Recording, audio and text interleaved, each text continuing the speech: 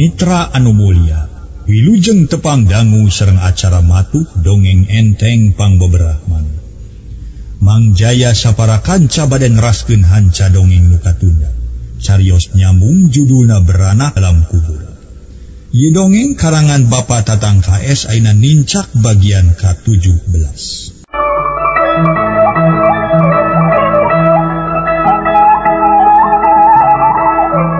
Harita Nyi Kadarsih tuluy nyarita.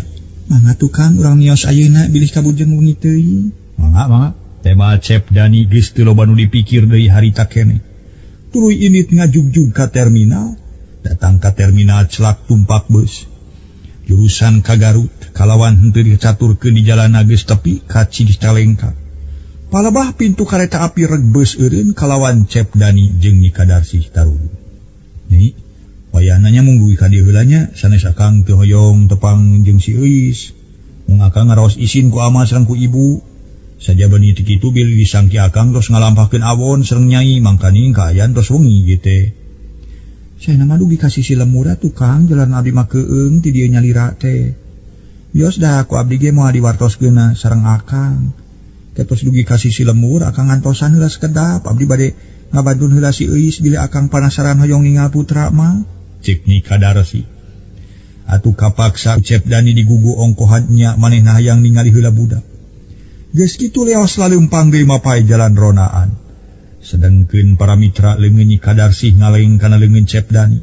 Da puguh Cep Dani asa beuki pogot malah ceuk pikirna asa mungaran hahadean zaman keur bujang jeung lanjang.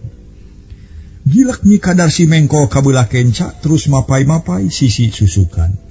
Mangkaning palebah dinya teh sakitu rumpilna. Ngan hadena halodo katamah bulan geus biji lengan can pati bengras.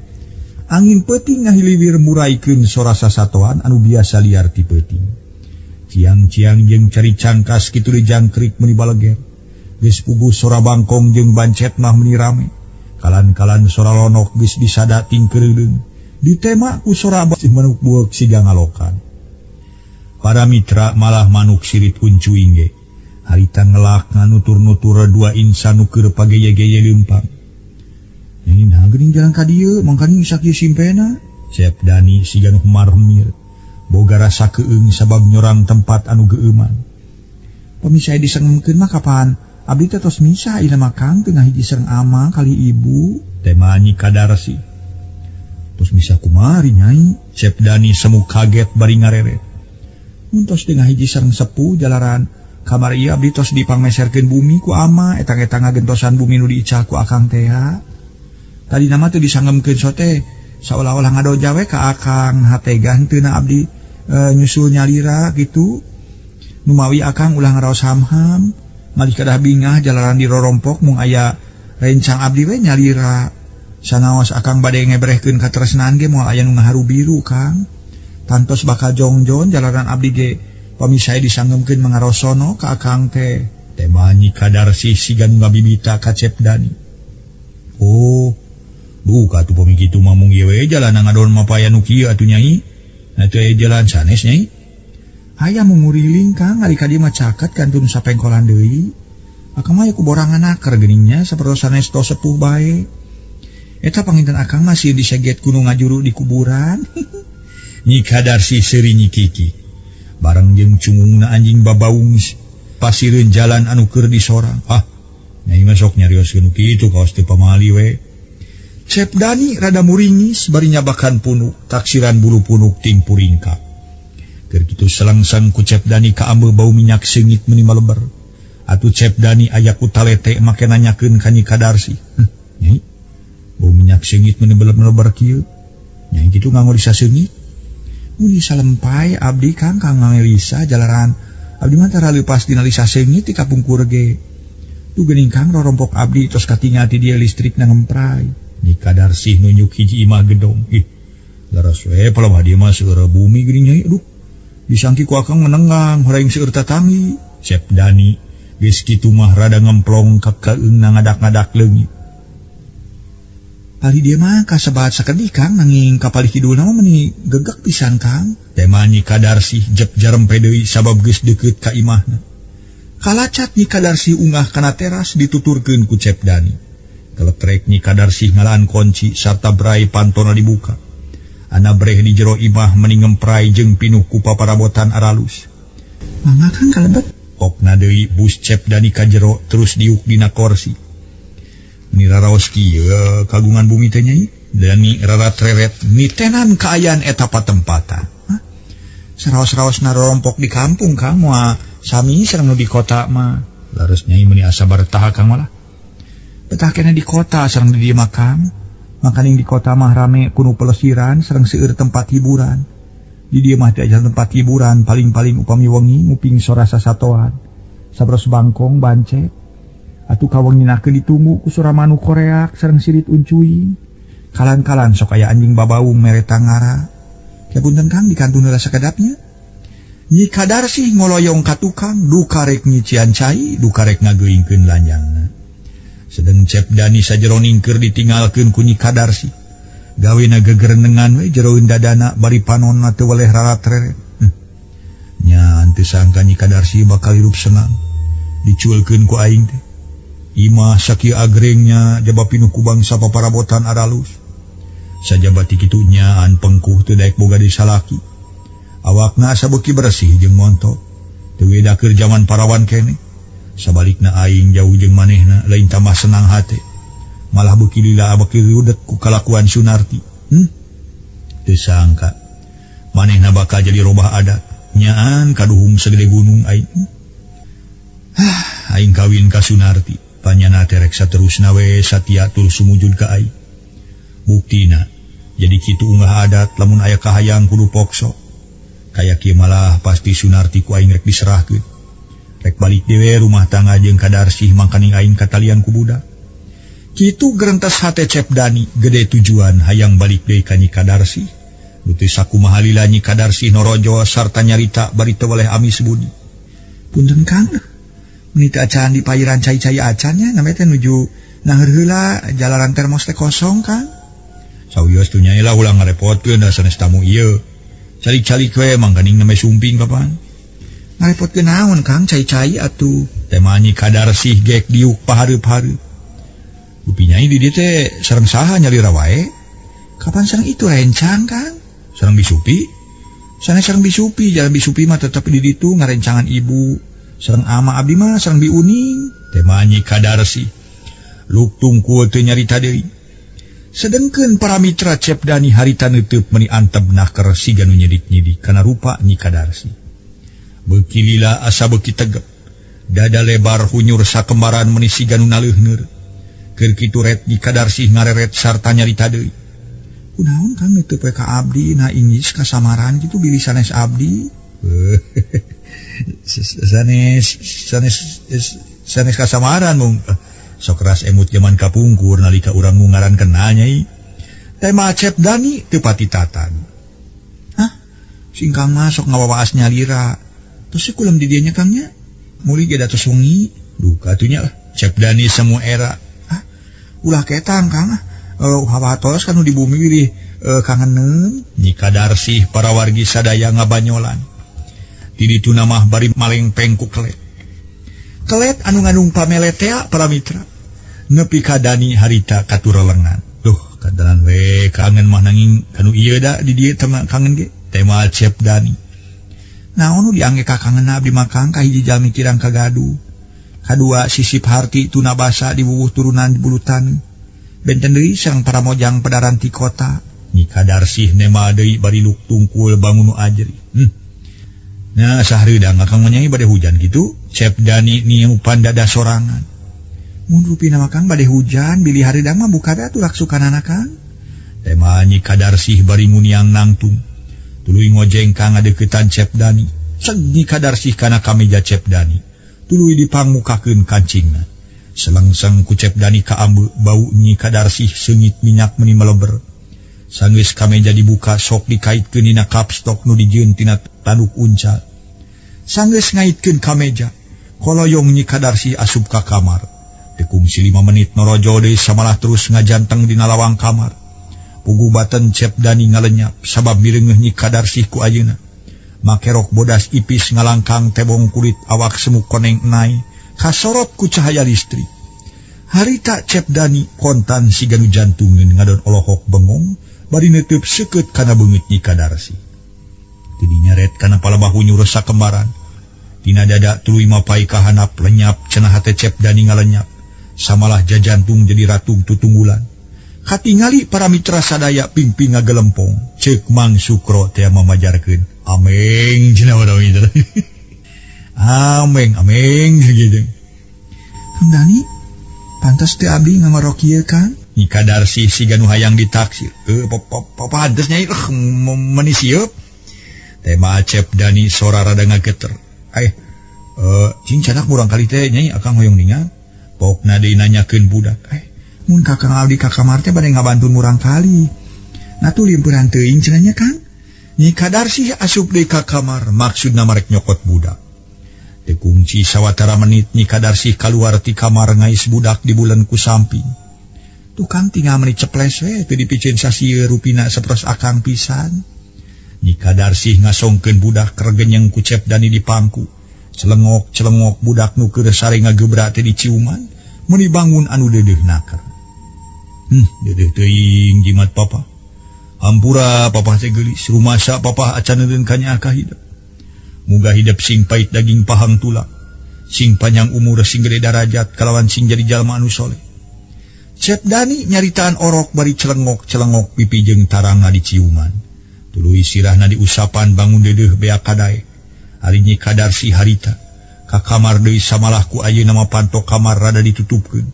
Tilila cungungung anjing babaung luareun wawangunan.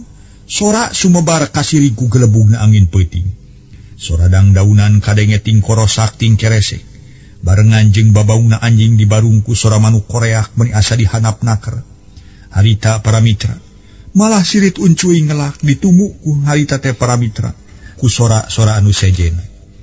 Jempe sirit uncuing jeung manuk koreak ditumuk ku manuk tuweuh. Harita teh sedeng anjing mah teu eureun-eureun babaung. Lambat muraikeun simpena peuting. Dibarungku angin asa beuki ngagelebung. Harita Cep Dani ngusap tarang budak bari dedeheman. Dumeh ngadenge sora manuk koreak.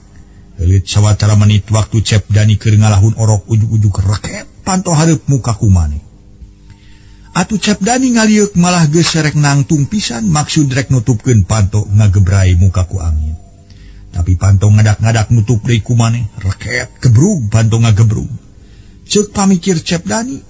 Panto muka teh ku angin padahal duka ku angin duka ku naon sabab panto bisa nutup deui kumane. Ret Cep Dani ngareret deui ka budak tuluy diteuteub meuni anteb naker harita teh. Harita panonna Cep Dani ngadak-ngadak kekeureuceuman. Samalah make jeung gigi siksa segala sabab titinggalian si orok teh nabet jadi kapas sagulung. Ngaso heula para mitra ngaso.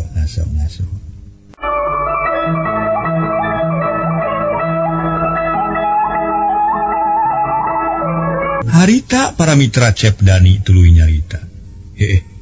Panon asa teu puguh titinggalian kieu? Budak siga kapas. Naon cenah panon teh nya? Tapi atuh naon ai mata teu peurih eta. Disebutkeun geus tunu da acan tunu malah pitunuhkeun asa jararauh. Tapi nah budak beuki ka kapas. Kitu gerentes hate Cep Dani ngarasa kaget liwat saking. Bumi tadi keur nanangkeup orok ari ayeuna ngadon nanangeui kapas sagulung nu pinuh ku getih geus rada garing. Keur kitu reket sada panto buka deui. Atuh ret Cep Dani ngareret si horeng panto kamar Nyi Kadarsi muka kumane. Ana breh katingali di jauh kamar aya nu make mukena. Ceuk pikir Cep Dani pasti Nyi Kadarsi keur salat Isya. Sedeng leungeun tetep nanangeui kapas sagulung. Ret we Cep Dani kana kapas sakapeung katingali rupa orok sakapeung siga kapas. Akhirna Cep Dani jadi tegarna hate. Jajantung ngadak-ngadak ratu bulu punuk ting puringkak katamah-tamah ngadenge anjing terus-terusan babaung. Nyai, atos nu tepanana nyai. Pami atos ebogeun nya murang kali. Hawatos nuju ieu ti berak ulem. Cep Dani ngagegero ka Nyi Kadarsi bari neuteub kanu keur nongongan. Make mukena camak plak bodas. Ret nu make mukena teh ngareret bangun asa-asa naker. Nya atuh ai breh teh. Memake mukena matak pikasieun si horeng rorongkong. Gadona atok-atokan bari guga gigeg. Nyamperkeun cirihil seuri bareng jeung anjing babaung. Astagfirullahalazim. Cep Dani ngaranyu kalawan ngucapkeun istighfar. Sedang kapas mah tetep ditatanggeuy ku Niang Cep Dani nangtung. Bari panon manco karorongkong nu geus kaluar. Di kamar bari teu eureun-eureun seseurian. Harita teh paramitra. Kang Dani.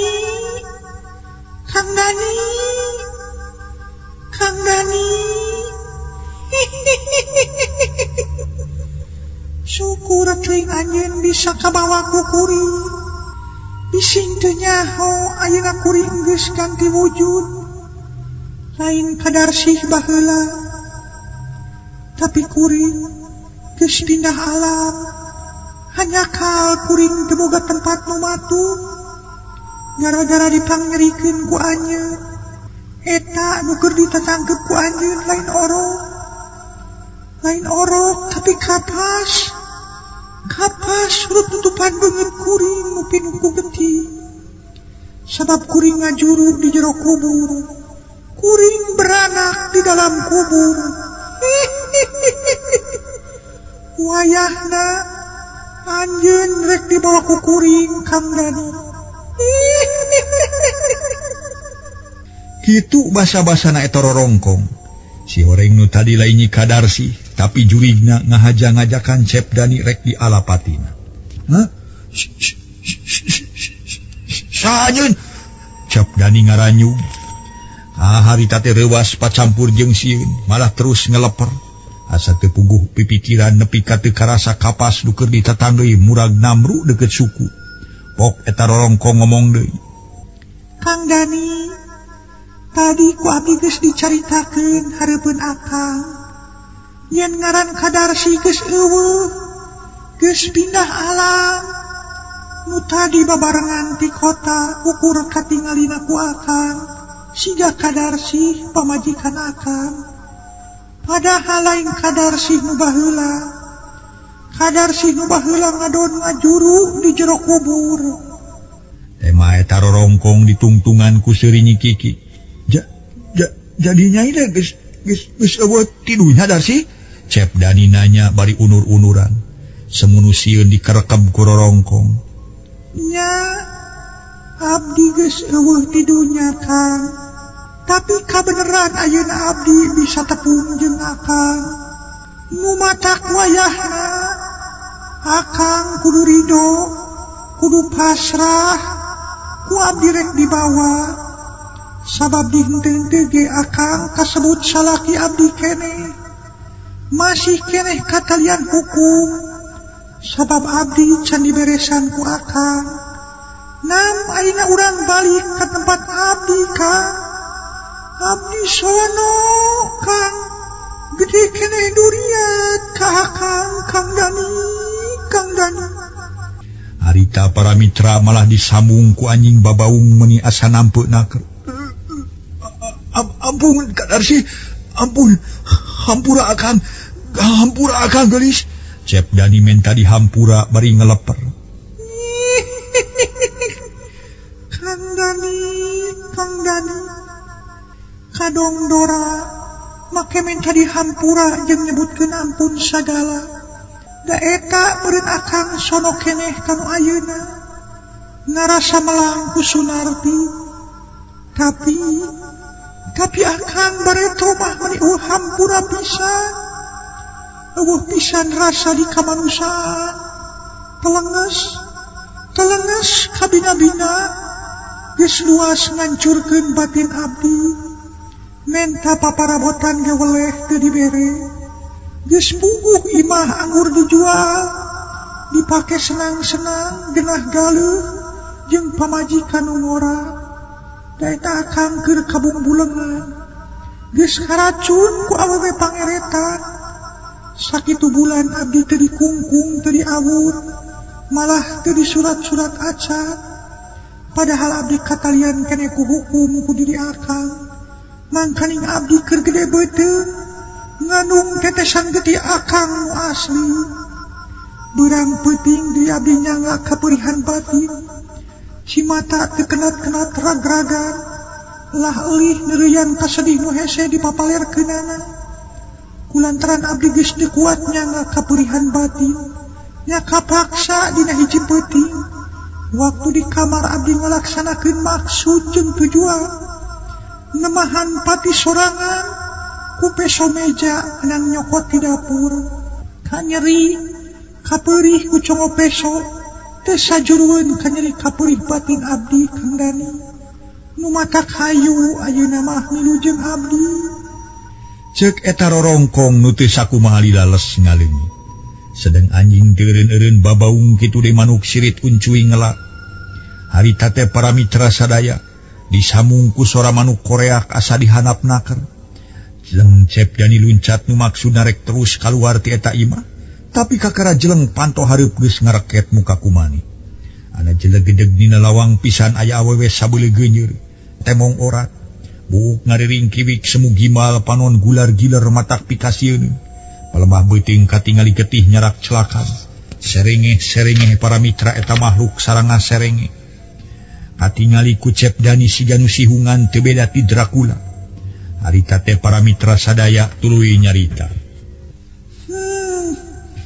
Rek ngejat ka mana anjeun Kang Dani? Masing anjeun bisa ngapak mega. Mua burung benang deuleu. Wayahna anjeun rek dibawa.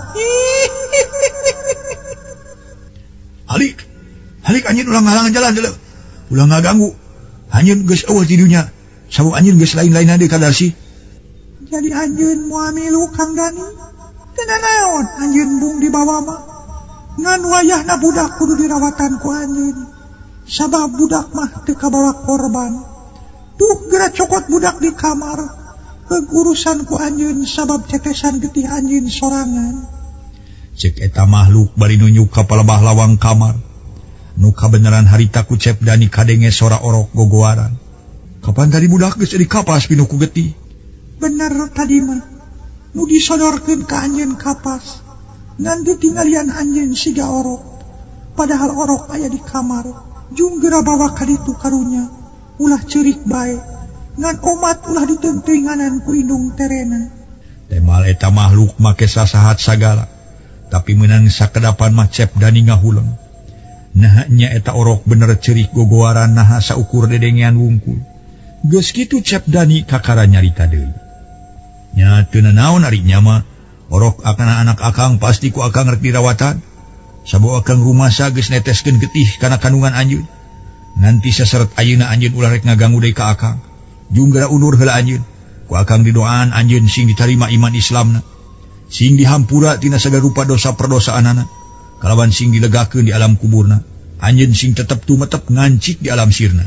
Cek Cep Dani terus ngoloyong asup ka kamar.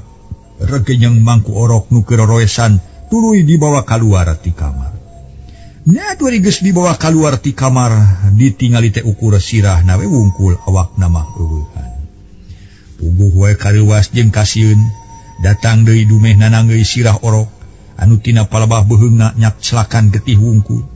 Gepluk sirah orok dipurakeun ningang kana ubin. Sakiceup sirah orok robah jadi sirah kolot.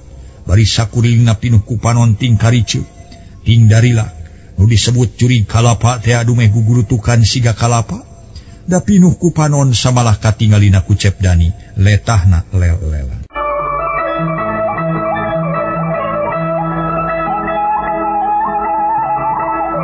Para mitra kaum dangu, kumaha ningali kayan kitu dah penekna para wargi matak pikasieun. Tapi ka Cep Dani harita terus ngalepak teu ingat di kaler kidul ngadon ngudupung dina luhureun kuburan Nyi Kadarsi. Sora awewe datang deui seuri bangun anu suka. Anu bungah geus kitu kalayang ti jero kuburan aya nu ngalayang make sagala bodas kawas jubah gagaya bagan. Sakicep nu ngalayang teh leungit duka ka mana losna. Sedang Cep Dani masih keneh ngudupung can sadar-sadar. Taksiran baluas ku titingalian tadi bari awak dibuligir. Sabab kami jadi kaitkeun kana kapstok tanuk uncal ku Nyi Kadarsi. Padahal lain dikaitkeun dina kapstok nu sabenerna disampaikeun kana dahan tangkal samoja. Titingalian Cep Dani manya kitu siga dikaitkeun kana kapstok. Kumaha ritos kitu nasibna Cep Dani? Na bakal jantan dikaniaya ku jurigna Nyi Kadarsi anu ngajuru di jero kubur. Atan api salamet. Kamana ngejatna nu ngalayang tadi sareng kumaha akhirna antara Cep Dani sareng Sunarti. nah bakal tetep renggenak rumah tanggana buka para mitra. Mangga dina waktos ieu Mamang Jaya teu acan tiasa nyangemkeun langkung ti payun nanging mangga urang teraskeun kumaha saterasna ieu dongeng. Teu kedah sieun-sieun ajal ieu mah mung sakadar dongeng atuh. Di dongeng teh disebatkeun di hade-hade sangkan sae di alus-alus sangkan payus direka-reka malar siga para mitra. Dongeng karagan sieun da make sieun sagala. Ya namina ge dongeng para mitra. Namun sok sanaos kitu para mitra sadaya. Dina hal ieu mah poe ku urang dicanak saripatina. Nah, aya paripaos melak cabe moal jadi bonteng. Sawangsuna melak bonteng moal jadi cabe. Eusina melak hade moal jadi goreng, melak goreng moal jadi hade. Kitu diandawisna para mitra. Mangga urang teras. Harita waktu geus rek ngagayuh ka tengah peuting. Anu kira-kira pukul 10:30. Sabudeur madhab poek mongkleng butarata kateureuy ku beleg-begda peuting. Ari katamah-tamah di eta tempat sakitu gareueumeunnana da puguh kasebutna ge di astana. Angin asa beuki ngagelebu. Sora sasatoan kaya ninjang krik ciang-ciang kitu dilonok ting keureuleung. Atuh bangkong jeung bancet geus miti rame di sarada kawantu lebakeun astana teh ku susukan caina ngagulidag. Geus aya kana setengah jamna kulisik Cep Dani ka karangulisi. Nyah beunta tuluy rarat-reret siganus tengah ngimpi. Geduk sikuna ngageduk. Ragamang ku Cep Dani dirampak si horeng si mana horeng tutunggul. Kebeg Cep Dani ngagebeg. Sabab nu tadi dibawa kunyi Kadarsih teh ka jero gedong ari buktina ngadon diuk dina luhur kuburan. Tidinya Cep Dani ngarampan awak sabab karasa tiris. Barang ngareret kagigir para mitra katingali kameja nyampai dina dahan samoja. Koreca Cep Dani nangtung bari ngarawel kameja rap dipake. Kakara gerek dikancingkeun geus cirihil kadenge sora awewe cicirihilan tukangeunana. Ditunggu ku sora anak hayam ting cariak harita teh gilek Cep Dani. Harita teh ngaliuk ana breh lenyap hate Cep Dani ngalenyap sabab tukangeun aya rorongkong deui gadona atok-atokan. Cep Dani harita teh para mitra ngagorowok bari leungit tina temah wadi. Manehna ngagoak terus ngabretek rumpat sakalumpat lampet. Cek paribasana tunggul diraruncatan dirumpak, sagala karumpak sagala katajong. Maklum anu lumpat udag-udag ku kasieun teu katulungan. Harita lebakeun jalan nu keur dipake lulumpatan ku Cep Dani aya 2 urang lalaki ting arongko keur ngobol belut. Sedeng anu saurang curinghat sabab ngadenge sora nu hohohan. Padahal ambekan Cep Dani anu karis sababaraha meter deui kanu keur ngalobor teh. Barang Cep Dani kaluar ti kebon awi kuak nu saurang ngagoak disangkana mah juri dume aya nu kaluar tinu poe.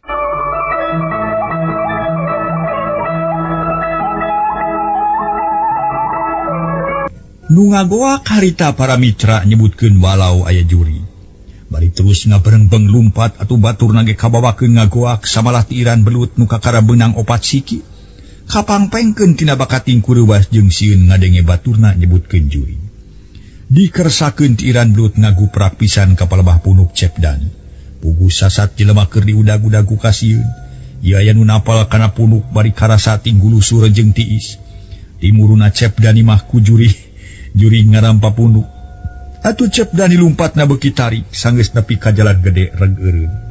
Tuluy diukna sisigot sabab asa lungse. Amekan ngahegake sangoprot masihan sakujur awak. Kira-kira setengah jam sabadareureuh gereneng Cep Dani ngagereneng jeroeun dadana. Di barung ku Cipanon caridakdak ngarasa sedih campur leuwas ku pernasiban Nyi Kadarsih.